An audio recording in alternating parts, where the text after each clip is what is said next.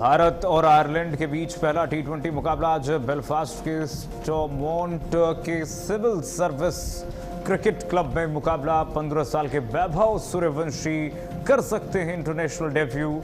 वैभव के पास सचिन तेंदुलकर का रिकॉर्ड तोड़ने का मौका। यूपी के कई जिलों में आधी बारिश की चेतावनी। पश्चिमी यूपी से लेकर के पूर्वी यूपी तक होगी बारिश। आज से लेकर के 1 जुलाई तक बारिश का अलर्ट।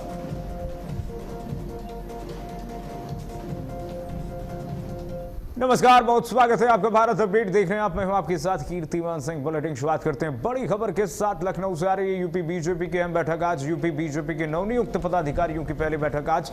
कल जो नियुक्ति हुई आपने देखा, कल सूची जारी हुई। अब बारी है एक्शन की। एक्शन से पहले मंथन की। और उत्तर प्रदेश बीजेपी के जितने भी नवनियुक्त पदाधिकारी हैं, सबकी पहली बैठक आज 3 बजे प्रदेश कार्यालय में होने जा रही। प्रदेश अध्यक्ष, प्रदेश के जो मुखिया हैं संगठन के यूपी बीजेपी के, पंकज चौधरी आज बैठक लेंगे। उनकी अध्यक्षता में ये संगठन विस्तार के बाद बड़ी बैठक होने जा रही है।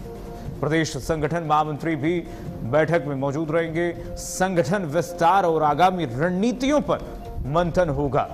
लखनऊ स्थित प्रदेश कार्यालय में ये बड़ी बैठक होने जा रही है। 3 बजे का इंतजार है। प्रदेश कार्यालय में पहली बैठक होगी। प्रदेश बीजेपी अध्यक्ष पंकज चौधरी की अध्यक्षता में ये बड़ी बैठक। प्रदेश संगठन महामंत्री भी बैठक में मौजूद रहेंगे। लखनऊ स्थित प्रदेश कार्यालय में ये बड़ी बैठक होगी। संगठन विस्तार और आगामी रणनीतियों पर मंथन होगा। बड़ी खबर आपको बता दें, यूपी बीजेपी की अहम बैठक से जुड़ी बड़ी खबर आ रही है।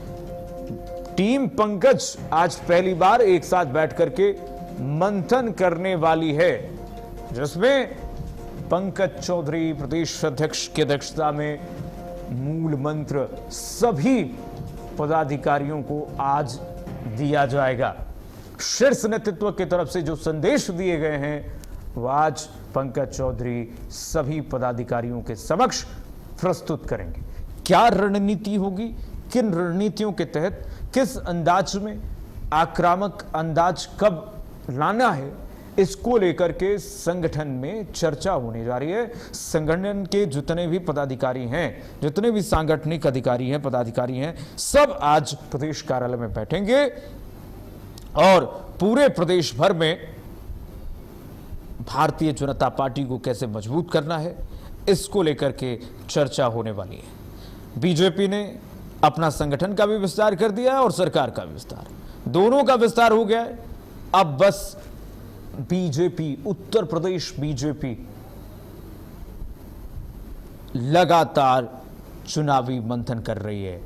अभी से तैयार हो गई है बीजेपी और इसको लेकर के देखिए किस तरह से आज सांगठनिक मंथन जो है, पहली टीम तैयार होने के बाद वो आज होने वाली है। और इस मामले में पंकज चौधरी जो प्रदेश अध्यक्ष हैं, पहले वो जाकर के मिल चुके हैं शीर्ष नेतृत्व से और वहां से उन्होंने जो कुछ भी संदेश लेना था और आज जो अध्यक्ष जो सदस्य वो देंगे। हमारे साथ संजीव जुड़ रहे हैं सीधे लखनऊ से। संजीव, आज जो ये बैठक होने वाली है संजीव, इसमें क्या एजेंडा रहने वाला है? प्रथम दृष्टया पहले तो बधाई दी जाएगी मुझे लगता है कि प्रदेश अध्यक्ष की तरफ से, उसके बाद तमाम पहलुओं पर चर्चा होने वाली है। क्या रणनीति होगी, क्या किन रणनीतियों पर मंथन किया जाएगा इस बैठक में? देखिए, ये कहा जा सकता है कि आज की जो बैठक है वो अभी औपचारिक बैठक मानी जा रही है। इसमें जो भी नए पदाधिकारी हैं उनके साथ जो है प्रदेश अध्यक्ष पंकज चौधरी, इसके अलावा संगठन महामंत्री धर्मपाल सिंह, उनसे मुलाकात करेंगे और एक जानकारी परिचय दिया जाएगा। लेकिन ये कहा जा सकता है कि औपचारिक बैठक जरूर है, लेकिन चर्चा जो है 2027 के विधानसभा चुनाव को लेकर भी की जाएगी, क्योंकि ये कह सकते हैं कि अब विधानसभा चुनाव में बहुत ज्यादा समय नहीं है। तो ऐसे में ये माना ये जा रहा है कि भले ही ठीक है संजीव, रोकूंगा आपको। सीधे लिए चलते हैं, सीधे देवरिया लिए चलते हैं। यूपी देवरिया मुख्यमंत्री योगी आदित्यनाथ संबोधित कर रहे हैं, पहले सुनाते हैं।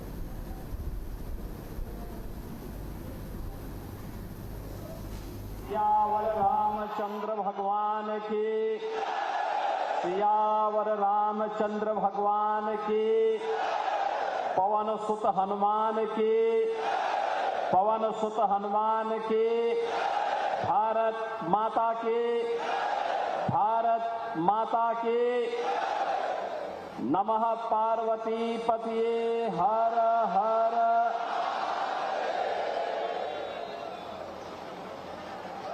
जनपद देवरिया के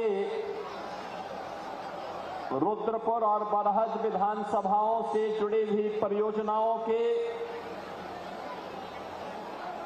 लोकार्पण और शिलान्यास के लिए आयोजित आज के इस कार्यक्रम में मंच पर उपस्थित उत्तर प्रदेश सरकार में मंत्रिमंडल के मेरे वरिष्ठ सहयोगी, कृषि और किसान कल्याण कृषि शिक्षा मंत्री श्री सूर्य प्रताप शाही जी, केंद्रीय ग्रामीण राज्य मंत्री श्री कमलेश पासवान जी, प्रभारी मंत्री देवरिया श्री दयाशंकर सिंह जी, उत्तर प्रदेश सरकार की ग्राम्य विकास की राज्य मंत्री श्रीमती विजय लक्ष्मी गौतम जी, जिला पंचायत अध्यक्ष श्री गिरीश चंद तिवारी जी, माननीय सांसद देवरिया श्री शशांक मणि त्रिपाठी जी, लोकप्रिय विधायक बरहज श्री दीपक मिश्रा साका जी, लोकप्रिय विधायक रुद्रपुर श्री जयप्रकाश निषाद जी, लोकप्रिय विधायक देवरिया सदर श्री सलभमणि त्रिपाठी जी, हमारे माननीय विधायकगण श्री सुरेंद्र चौरसिया जी, सभा कुंवर कुशवाहा जी, विधान परिषद सदस्य डॉक्टर रतनपाल सिंह जी, भारतीय जनता पार्टी के नवनियुक्त प्रदेश उपाध्यक्ष श्री कामेश्वर सिंह जी, जिलाध्यक्ष भारतीय जनता पार्टी श्री काली प्रसाद जी, पूर्व सांसद श्री रविंद्र कुशवाहा जी, नगर पालिका अध्यक्ष बरहज श्रीमती श्वेता जायसवाल जी, सदस्य महिला आयोग श्रीमती रितु शाही जी, छट्टेलाल निगम जी, पूर्व जिलाध्यक्ष भूपेन्द्र सिंह जी, अंतर्यामी सिंह जी, प्रदेश उपाध्यक्ष किसान मोर्चा बंधु उपेंद्र सिंह जी, भारतीय जनता पार्टी के प्रदेश के प्रवक्ता श्री एसएन सिंह जी, भारतीय जनता पार्टी और विभिन्न सामाजिक संगठनों के हमारे पदाधिकारीगण, उपस्थित सभी बहन और भाइयों, ये मेरा सौभाग्य है कि आज मुझे रुद्रपुर और बरहज विधानसभा के मध्य में इस पावन धरा पर आने का सौभाग्य प्राप्त हुआ है, जिस पावन धरा पर बाबा दुग्धेश्वर नाथ और बाबा महेंद्र नाथ जैसे पावन ज्योतिर्लिंगों का आशीर्वाद प्राप्त है। मैं इस पावन धरा को नमन करता हूं। आप सभी को आज यहां पर लोकार्पित हुई और शिलान्यास हो रही परियोजनाओं के लिए हृदय से बधाई भी देता हूं। बहनों और भाइयों, हमारा देवरिया जनपद महर्षि देवराहा बाबा की पावन साधना स्थली है। राघव बाबा ने जिस क्षेत्र से, बाबा राघव दास जी ने जिस क्षेत्र से देश की आजादी के लक्ष्य को आगे बढ़ाने के लिए कार्य किया था, ऐसी है हमारी पावन देवरिया की धरा। विरासत का और डबल इंजन सरकार के विकास का एक बेहतरीन समन्वय आज मंच पर उपस्थित इन जनप्रतिनिधियों के सामर्थ्य से, इनके समर्पण से आज देवरिया जनपद को प्राप्त हो रही हैं। आज इन सभी परियोजनाओं का उपहार आप सबको अर्पित करते हुए मुझे अत्यंत प्रसन्नता की अनुभूति हो रही है। मैं इस अवसर पर आप सबको हृदय से बधाई देता हूं, आपका अभिनंदन भी करता हूं। बहनों और भाइयों, देवरिया कभी विकास के लिए हम तरसते थे, एक पुल के लिए, एक सड़क के लिए। मुझे पिछले दिनों देवरिया, पथरदेवा और रामपुर कारखाना की परियोजनाओं का शिलान्यास करने का अवसर प्राप्त हुआ था।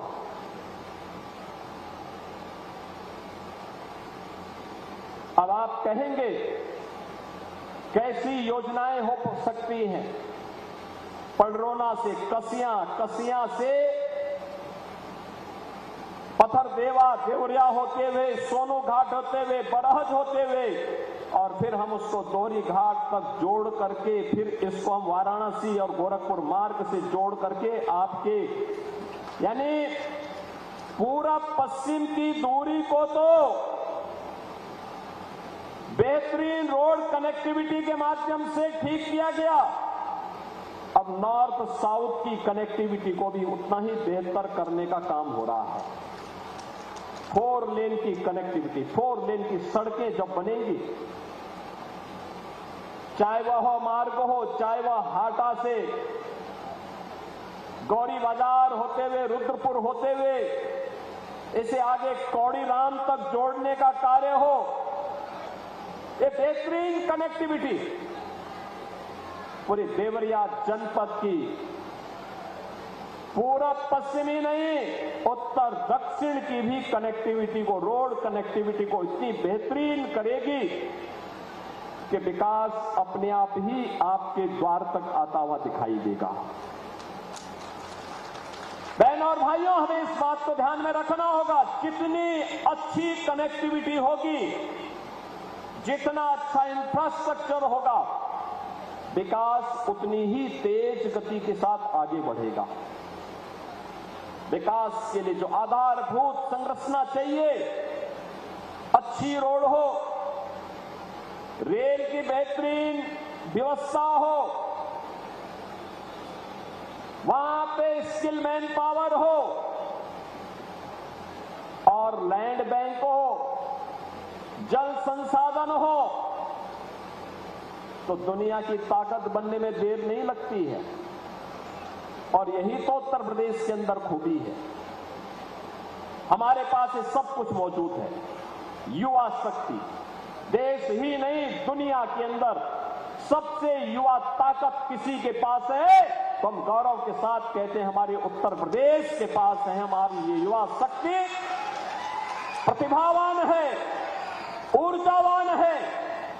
इसके बल पर हम लोग बड़ी बड़ी चट्टानों को पलटने की ताकत रखते हैं और उत्तर प्रदेश के लिए मैदान तैयार करते, उसके विकास के कार्यक्रमों को आगे बढ़ाने का कार्य करते हैं।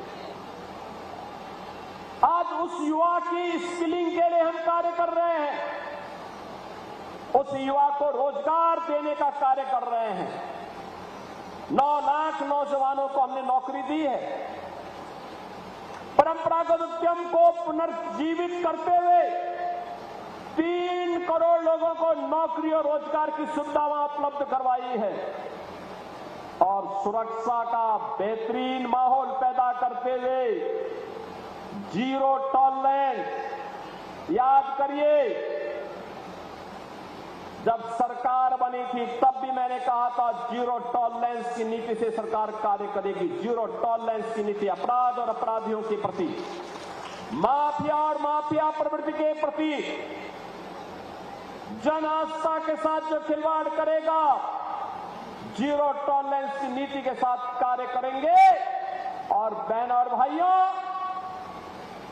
ये प्रदेश जिसको समाजवादी पार्टी और कांग्रेस ने माफिया ग्रस्त बना दिया था, दंगा ग्रस्त कर दिया था, मुझे याद है 2016 में यही मदनपुर थाने में कैसे असले लूट ले गए थे। पूरे थाने को आग लगा लिया था। और आज मुहर्रम है, कहीं किसी का आता पता नहीं है, कोई अस्त्र शस्त्र का प्रदर्शन नहीं कर सकता है, कोई सड़कों पे गुंडागिर्दी नहीं कर सकता है। उत्सवपूर्ण माहौल में कोई उपद्रव नहीं कर सकता है, और अगर करेगा तो 7 पीढ़ियों तक फिर भुगतेगा भी। एक सुरक्षा का वातावरण, एक विश्वास का वातावरण बनाया।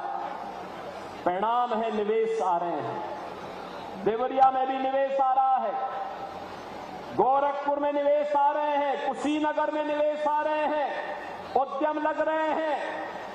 हमारे नौजवानों को नौकरी लग रही है, रोजगार मिल रहा है। जो नौजवान पहले प्लान करता था नौकरी के लिए, कोलकाता जाता था,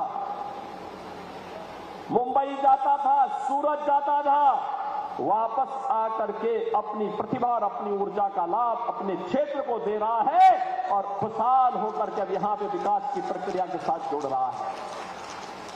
बहन और भाइयों, 65 लाख नौजवानों को यूपी के अंदर निवेश की प्रक्रिया के साथ जोड़ने का काम एक डबल इंजन सरकार ने किया है। यही तो उपलब्धि है और यही विकास मोदी जी के विकसित भारत की संकल्पना को साकार करेगा। यही स्वीप अन्नदाता किसान तेजी के साथ आज खुशहाली की ओर आगे बढ़ा है। तेजी के साथ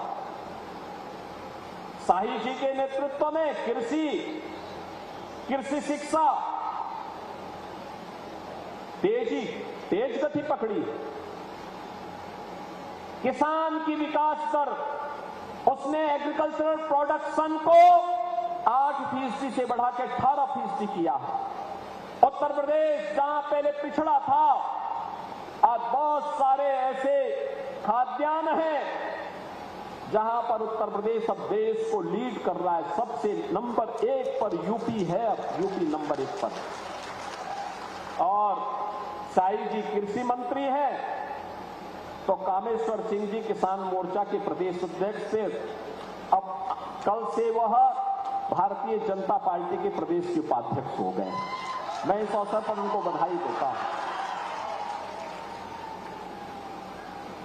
बंधु उपेंद्र सिंह भी लगे रहते हैं किसान मोर्चा के कार्यक्रमों में, लगातार खेती बाड़ी कैसे करना है।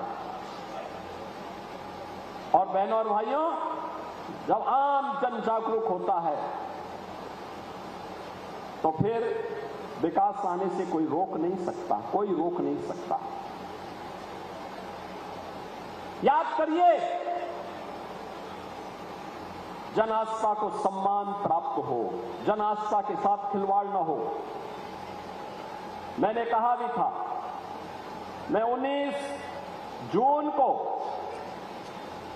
अयोध्या के दौरे पे था। मैंने तब भी कहा था, अयोध्या हम सबकी आस्था की प्रतीक है, भारत के सनातन धर्म की आस्था की प्रतीक है। अयोध्या पर आक्षेप मत करो।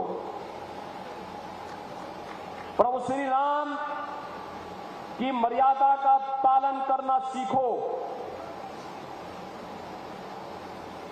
और अयोध्या के बारे में जो कतिपय समाचार मिल रहे थे, हमने कहा था एसआईटी गठित की गई है।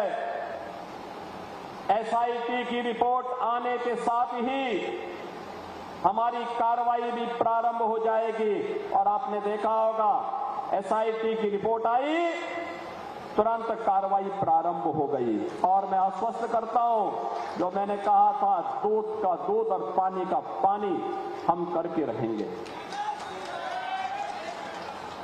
जन आस्था के साथ खिलवाड़ स्वीकार्य नहीं। सनातन आस्था के साथ जो भी खिलवाड़ करेगा उसका भुक्तभोगी होगा। किसी को छूट नहीं दी जा सकती। लेकिन बहनों और भाइयों, मैं आप सबको इस बारे में भी कहना चाहूंगा, पूरे प्रदेशवासियों से मैं कहना चाहूंगा, सभी राम भक्तों से मैं अपील करना चाहूंगा, ये जो लोग आज आक्षेप कर रहे हैं, उठाने का कुत्सित प्रयास कर रहे हैं, इनकी मनसा अच्छी नहीं है। ये वे लोग हैं जो भगवान राम को नकार चुके थे, भगवान राम के अस्तित्व पर प्रश्न खड़ा कर चुके थे। एक पक्ष उसमें है जो कहता था कि राम हुए ही नहीं,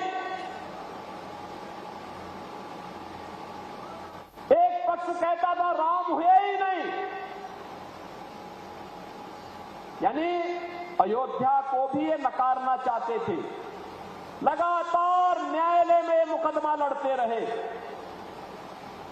वकीलों की फौज खड़ी करते रहे राम जन्मभूमि आंदोलन के खिलाफ, राम मंदिर निर्माण के खिलाफ। और दूसरा पक्ष वह है जो जय श्री राम पर लाठी और गोली चलाते थे। यानी भगवान राम का नाम लेने पर जो लोग गोली चलाते थे, आज वो कहते हैं कि आस्था के साथ खिलवाड़ हुआ। अरे आस्था तुम बताओगे हमें? आस्था रामनवमी में दंगा करवाते थे, श्री कृष्ण जन्मोत्सव को बैन करते थे, कावड़ यात्रा को नहीं निकलने देते थे, दुर्गा पूजा में दंगा करवाते थे। लार का दंगा तो सबको याद है ही। बहन और भाइयों, ये लोग कहते हैं आस्था के साथ खिलवाड़ हुआ। इनके काले कारनामों का चिट्ठा जब खुलता है, याद करिए कांग्रेस ने देश को लूटा ही नहीं था, नोचा था। बेईमानी और भ्रष्टाचार के कीर्तिमान स्थापित किए थे। बेईमानी और भ्रष्टाचार के जो कीर्तिमान स्थापित किए थे, वे आज अयोध्या पे आक्षेप लगा रहे हैं। बहनों और भाइयों, ये स्वीकार्य नहीं। सरकार की जो मंशा है, सरकार ने पहले दिन कहा कि दूध का दूध और पानी का पानी सबके सामने आएगा। लेकिन मैं फिर से अपील करूंगा, राम भक्तों की अग्नि परीक्षा मत लो। राम भक्तों के साथ, उनकी आस्था के साथ खिलवाड़ करना बंद करो। अगर तथ्य नहीं है, पुष्ट प्रमाण नहीं है, तो आरोप प्रत्यारोप बंद करो। और प्रमाण है तो एसआईटी को सबूत सहित प्रमाण प्रस्तुत करो। एसआईटी की सिफारिश के अनुरूप सरकार कार्रवाई को आगे बढ़ा रही है। और जब वरिष्ठ अधिकारियों की टीम कार्य कर रही है, तो उसमें फिर राजनीतिक बयानबाजी बंद करें। समाजवादी पार्टी की सरकार को कौन नहीं जानता? जब इनकी सरकारें थी, क्या करते थे लोग? नौजवानों के लिए आने वाली नौकरियों में पैसा वसूली करते थे। पूरा खानदान निकल पड़ता था वसूली में। नौजवान को नौकरी नहीं मिल पाती थी। आज तो आपने देखा होगा आरक्षी भर्ती में हमारे देवरिया के भी भारी संख्या में सैकड़ों नौजवान देवरिया के भी भर्ती हुए। जब नियुक्ति पत्र में बांटता हूं, पूछता हूं कहां से, वो कहता है रुद्रपुर से, वो कहता है बरहत से, वो कहता है देवरिया से, वो कहता है गौरी बाजार से, वो कहता है पत्थर देवा या रामपुर कारखाना। सलेमपुर। हमें लगता है देखो, अगर ये डबल इंजन की बीजेपी की सरकार नहीं होती तो ये नौजवान नौकरी से, सरकारी नौकरी से वंचित हो गए होते। ये नौकरी आपका अधिकार है और आपने अधिकार इसलिए प्राप्त किया क्योंकि आपने वोट सही जगह डाला है, आपके परिवार के लोगों ने सही जगह वोट डाला है, इसलिए ये नौकरी भी आपको प्राप्त हो पा रही है। नहीं तो समाजवादी पार्टी की सरकार होती तो क्या आपको नौकरी मिल पाती? नहीं, चाचा भतीजे की जोड़ी वसूली करके सबकी नौकरी को पूरी तरह रोक चुकी होती, नीलाम कर चुकी होती, पैसा भी निकल गए होते, नौकरी भी नहीं मिलती। जो व्यक्ति योग्य नहीं था उसी को आयोग का अध्यक्ष बना दिया था। ये तो इनके काले कारनामे थे और यही इन्होंने जिंदगी भर किया। ये पूर्वांचल एक्सप्रेसवे जो आज पूर्वी उत्तर प्रदेश की दूरी को बहुत कम कर रहा है, बहुत कम कर रहा है। कल मैं देख रहा था, कल मैं संत कबीर नगर और खजनी विधानसभा के बीच, धनकटा और खजनी विधानसभा के बीच ऐसे एक कार्यक्रम में गया था और वहां पर मैं देख रहा था पूर्वांचल एक्सप्रेसवे की कनेक्टिविटी ने लोगों के जीवन में कैसे परिवर्तन किया है। बहनों और भाइयों, ये पूर्वांचल एक्सप्रेसवे समाजवादी पार्टी ने इसका टेंडर कर दिया था 2016 में। ध्यान से सुनिए, टेंडर किया था इन्होंने 110 मीटर चौड़ा, 340 किलोमीटर लंबा। इसकी लागत इन्होंने तय की थी 15,800 करोड़ रुपए में।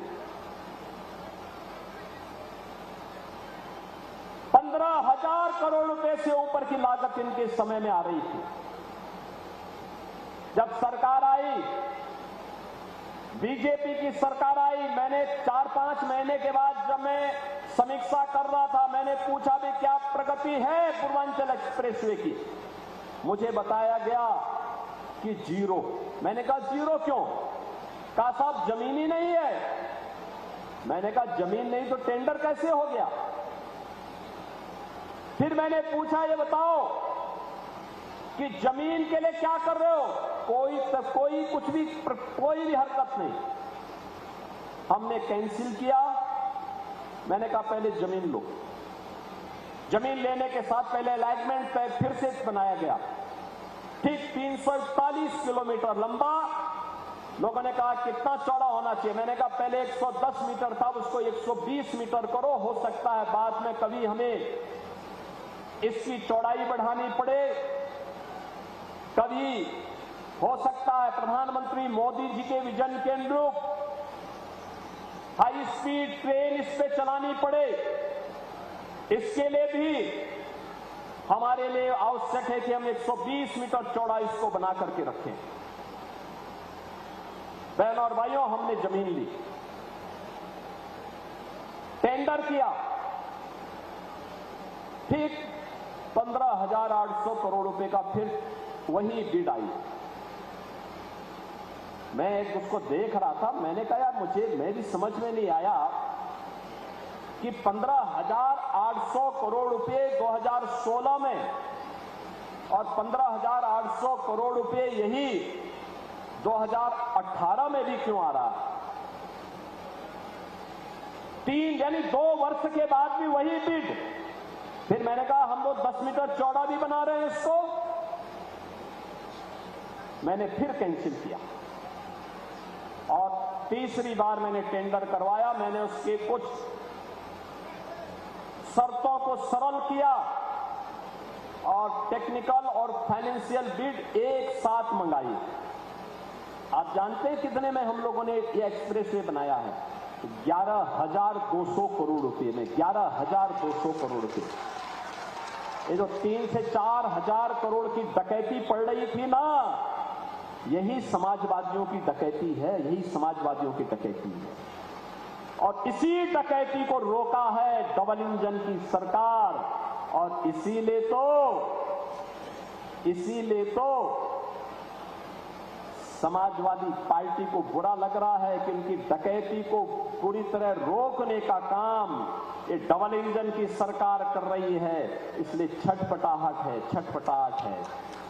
उसी छटपटाहट में जब इनको कुछ नहीं मिला तो जन आस्था के साथ खिलवाड़ कर रहे हैं, राम भक्तों पर आक्षेप कर रहे हैं, अयोध्या धाम को बदनाम कर रहे हैं। दिल्ली से भी एक सज्जन वहां आए हैं आज, और मैं उनसे भी कहना चाहूंगा कि दिल्ली की जनता ने उन्हें 15 वर्ष तक अवसर दिया, लेकिन दिल्ली को उन्होंने बर्बादी के सिवाय कुछ नहीं दिया, भ्रष्टाचार के सिवाय कुछ नहीं दिया। आज मैं उनसे पूछना चाहूंगा, अयोध्या कोई डबल इंजन सरकार ने 9 वर्ष में जो सजाया है, जो संवारा है, देखे इस मॉडल को और फिर अपने कारनामों पर पश्चाताप करो कि अगर यही न्याय जो अयोध्या के साथ डबल इंजन की बीजेपी की सरकार ने किया है, अगर यही न्याय आम आदमी पार्टी दिल्ली के साथ करती, दिल्ली भी ऐसी ही चमकती जैसे आज अयोध्या धाम चमक रहा है। चारों ओर में 4 लेन की कनेक्टिविटी, इंटरनेशनल एयरपोर्ट, अयोध्या धाम में आप जाएंगे, यात्री विश्रामालय जो बने हैं वे निषाद राज के नाम पर, क्योंकि भगवान राम जब वन में जा रहे थे सबसे पहला विश्राम उन्होंने किया था निषाद राज के यहां किया था। वन में गए थे 14 वर्ष के वनवास के उस कालखंड के दौरान भगवान राम ने माता सबरी के बेर खाए थे, इसलिए रसोई अयोध्या धाम में बन रही है माता सबरी के नाम पर। भगवान राम के साथ संवाद हम सबको जोड़ने का काम अगर सबसे पहले किसी ने किया है, त्रिकालदर्शी ऋषि महर्षि वाल्मीकि ने किया है। अयोध्या का इंटरनेशनल एयरपोर्ट महर्षि वाल्मीकि के नाम पर। बहन और भाइयों, ये डबल इंजन की सरकार यही कार्य करती है। मोदी जी का मार्गदर्शन है, उनका नेतृत्व है, और डबल इंजन की स्पीड के साथ, फर्राटे के साथ विकास के कार्य जब आगे बढ़ते हैं तो क्या देवरिया, क्या कुशीनगर, क्या बलिया या फिर मऊ, आजमगढ़, ये सभी विकास के साथ, तेजी के साथ दौड़ते हुए दिखाई देते हैं। आज कोई क्षेत्र ये नहीं कह सकता कि हमारे पास सड़क नहीं आई। एक एक विधायक से पूछ करके प्रस्ताव मांगते हैं कि भैया लाओ, आपके यहाँ कौन सा काम होना है, बताओ कौन सा पुल है। जब साका ने और कमलेश जी ने मुझे कहा कि मोहन सेतु सपा के पाप के कारण नहीं बन पा रहा है, हमने कहा चिंता मत करो, इनके पाप को तो जनता ने ही इनके पाप की सजा दे दी है। अब इस सेतु जरूर बनेगा, हम पैसा देते हैं। और बहनों और भाइयों, हमने उसके लिए पैसा स्वीकृत किया। साका आए थे मुझे अपने पूज्य पिता की स्मृति में जो दिवस वो मनाते हैं उसमें आमंत्रित करने के लिए, और मैंने कहा था कि मैं आऊंगा भी, क्योंकि स्वर्गीय दुर्गा प्रसाद मिश्र जी भारतीय जनता पार्टी के पहले विधायकों में से थे, पुराने विधायकों में से। आजीवन उन्होंने विचारधारा के साथ लड़ करके काम करते रहे, और मेरी इच्छा भी थी, लेकिन उसी दिन एक बड़ा कार्यक्रम लखनऊ में प्रधानमंत्री मोदी जी के विशेष कार्यक्रम के कारण मैं आ नहीं पाया। उन्होंने उस समय कहा था कि सोनो घाट से लेकर के बरहज का मार्ग, मैंने कहा चिंता मत करिए, इसको हम बनाएंगे और बनेगा, बहुत बेहतरीन मार्ग बनाएंगे, ऐसा मार्ग बनाएंगे बहनों और भाइयों, बरहज की कनेक्टिविटी को बेहतरीन बनवाएंगे। बरहज तो कभी घाघरा नदी में इस क्षेत्र का प्रमुख व्यापारिक केंद्र था, आज भी वो सब चीजें वहां मौजूद हैं। और जब इनलैंड वाटरवे के कार्यक्रम आगे बढ़ रहे हैं, तब हमारे लिए महत्वपूर्ण हो जाता है कि अयोध्या के लिए जो कनेक्टिविटी आने वाले समय में इनलैंड वाटरवे की बनने जा रही है, उस इनलैंड वाटरवे की कनेक्टिविटी का मुख्य एक केंद्र बरहज में भी बनेगा। बरहज में भी यहाँ के किसानों की जो सब्जी होगी, फल होंगे, खाद्यान्न होंगे, और साई जी के नेतृत्व में जो मिलेट की खेती हो रही है, फूलों की खेती होगी, उसको यहां से अंतर्राष्ट्रीय बाजार में पहुंचाने के लिए पानी के जहाज तैयार रहेंगे। यहां से सीधे दुनिया के बाजार तक पहुंचाने के लिए उस कार्यक्रम को आगे बढ़ाया जा सकता है। बहनों और भाइयों, मैं आप सबको इस बारे में आश्वस्त करता हूं, चाहे वह राप्ती नदी की बाढ़ की समस्या का हो, चाहे वह घाघरा नदी से बाढ़ से बचाव का कार्यक्रम हो, चाहे वह गांव की कनेक्टिविटी हो। ग्रामीण विकास के राज्य मंत्री केंद्र सरकार में आपके लोकप्रिय सांसद श्री कमलेश पासवान जी हैं, और ग्रामीण विकास की राज्य मंत्री उत्तर प्रदेश सरकार में श्रीमती विजय लक्ष्मी गौतम जी हैं। दोनों का संबंध देवरिया से है, इसलिए गांव की कनेक्टिविटी को लोग बेहतरीन बना सकते हैं और बना भी रहे हैं। इसमें तेजी के साथ कार्य कर रहे हैं, और मुझे बताते हुए प्रसन्नता है कि कल ही 6,18,000 गरीबों के लिए प्रधानमंत्री आवास योजना नए स्वीकृत हुए हैं। 6,18,000 गरीबों को ये आवास उपलब्ध होने जा रहे हैं। हम तेजी के साथ इस कार्यक्रम को आगे बढ़ाएंगे। हर गरीब के पास हो अपनी छत, हर गरीब के घर में हो एक शौचालय, हर गरीब के पास हो 5 लाख रुपए का आयुष्मान कार्ड, हर गरीब को मिले मुफ्त राशन की सुविधा। यही तो डबल इंजन सरकार की पहचान है। हमारी संवेदना गरीब के प्रति है, हमारी संवेदना कमजोर के प्रति है, हमारी सहानुभूति अपने नौजवान के साथ में है, हमारी पूरी सहानुभूति आधी आबादी बेटी और बहनों के साथ में है। हमारी सुरक्षा की ढाल बेटी को और व्यापारी को सुरक्षा प्रदान करेगी, लेकिन इस सुरक्षा की ढाल अपराधी और आपराधिक प्रवृत्ति के तत्वों को उतनी ही शक्ति के साथ रौंदने का कार्य भी करेगी। यही कहने के लिए आज मैं आपके पास आया हूं।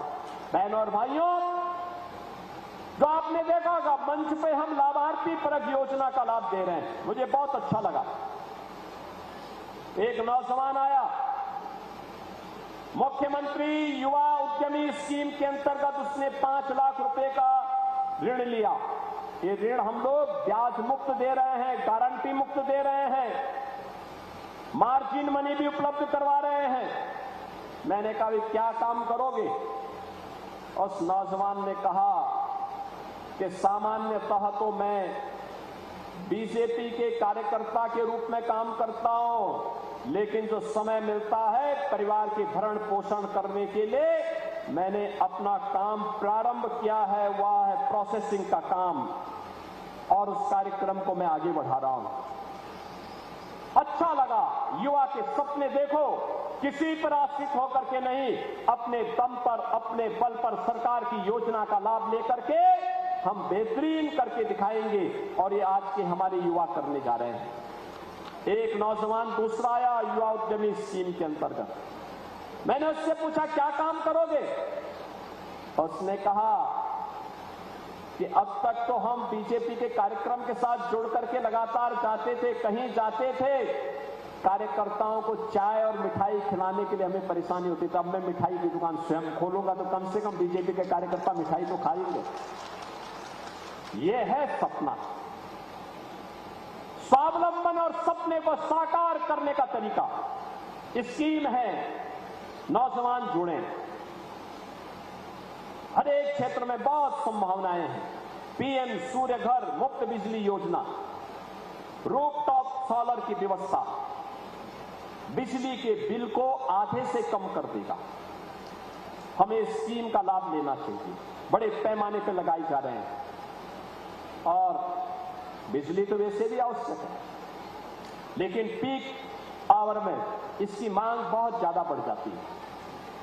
सरकार दे रही है, ये डबल इंजन की सरकार है, जनता की हर अपेक्षा पर खरी उतरेगी, उसके लिए हर सुविधा उपलब्ध करवाएगी।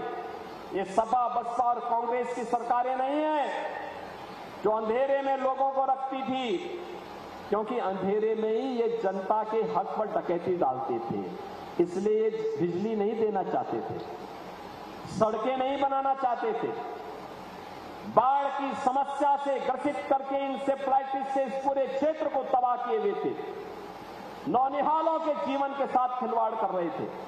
मैं भी आ रहा था तो मंच पर आने के पहले मुझे 2 बच्चों का अन्नप्राशन करने का अवसर प्राप्त हुआ। 6 महीने के बच्चे, लेकिन जब वो मेरे पास आए रो नहीं रहे थे, हंस रहे थे। उनके परिवार के लोग भौचक थे कि देखिए मुझे पहली बार देख रहे हैं लेकिन हंस रहे हैं। तो मैंने कहा उसको मालूम है, उन बच्चों को मालूम है कि डबल इंजन सरकार उन मासूम बच्चों के जीवन को सुरक्षित करने वाली सरकार है। नहीं तो बहनों और भाइयों, इंसेफ्लाइटिस की कहर इस पूर्वी उत्तर प्रदेश के अंदर कैसे उन मासूम बच्चों को निकल जाती थी। हर परिवार सुशंकित रहता था, हम लोग स्वयं सुशंकित रहते थे कि पता नहीं कौन परिवार चपेट में आ जाए।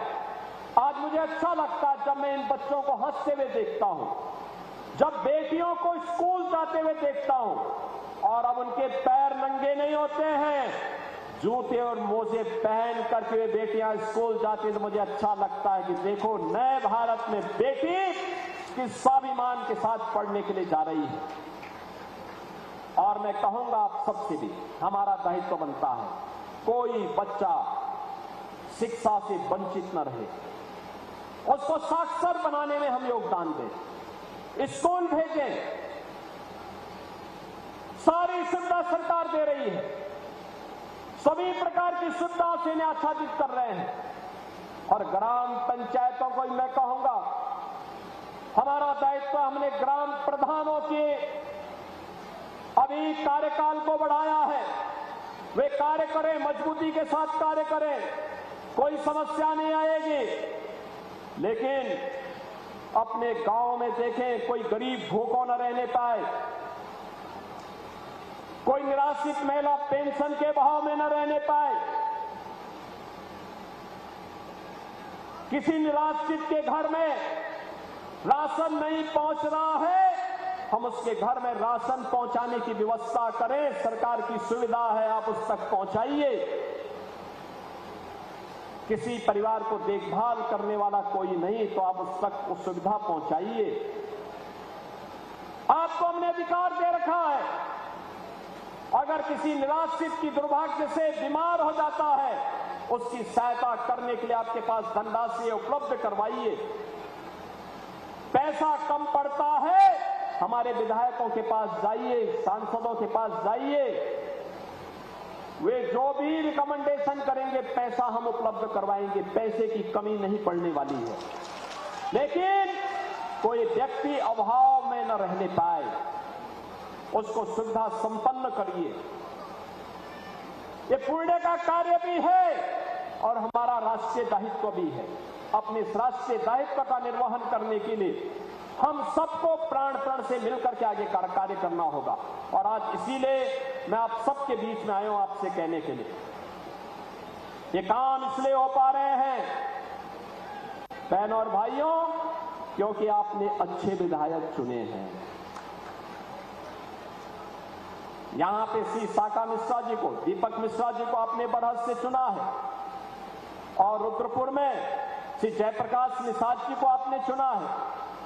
और देवरिया के लोगों का तो मैं विशेष रूप से अभिनंदन करूंगा, विशेष रूप से अभिनंदन करूंगा देवरिया वासियों का, कि देवरिया में 7 विधानसभा देवरिया जनपद ने भारतीय जनता पार्टी को जिता करके भेजा। यहां पे 2 सांसद श्री शशांक मणि त्रिपाठी जी और कमलेश पासवान जी, ये दोनों जीत करके गए हैं। जब एक विचारधारा के विधायक, सांसद, सरकारें होती हैं तो विकास को आने से कोई रोक नहीं सकता है। और बहनों और भाइयों, वही विकास आपके द्वार लेकर के आज हम सब आपके बीच इन दोनों विधानसभाओं की विकास की परियोजनाओं को लेकर के आए हैं। मैं इन सभी विकास की परियोजनाओं के लिए, जिनकी संख्या लगभग 456 करोड़ रुपए की है, 106 परियोजनाएं हैं, इन सभी परियोजनाओं के लिए इन दोनों विधानसभाओं को हृदय से यहां की जनता जनार्दन को बधाई देता हूं। दोनों जनप्रतिनिधियों और सांसद जी को मैं हृदय से धन्यवाद देता हूं। आप सभी के प्रति, मंचस्थ सभी जनप्रतिनिधियों के प्रति अपनी शुभकामनाएं देता हूं कि विरासत और विकास का ये अद्भुत समन्वय निरंतर आगे बढ़ते रहना चाहिए। इस विश्वास के साथ आप सबके प्रति मेरी मंगलमय शुभकामनाएं हैं। आप सब विकास और विरासत को इसी प्रकार से अपना संरक्षण प्रदान करते रहें। इस विश्वास के साथ अपनी वाणी को देता हूं विराम। जय जय श्री राम, जय श्री राम।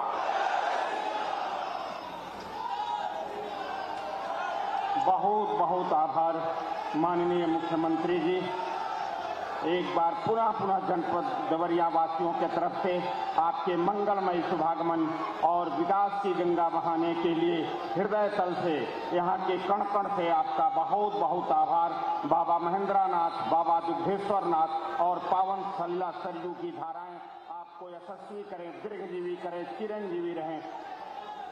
सर्वशक्तिमान ईश्वर आपको स्वस्थ, सबल और चिरायु रखे। बहुत बहुत आभार।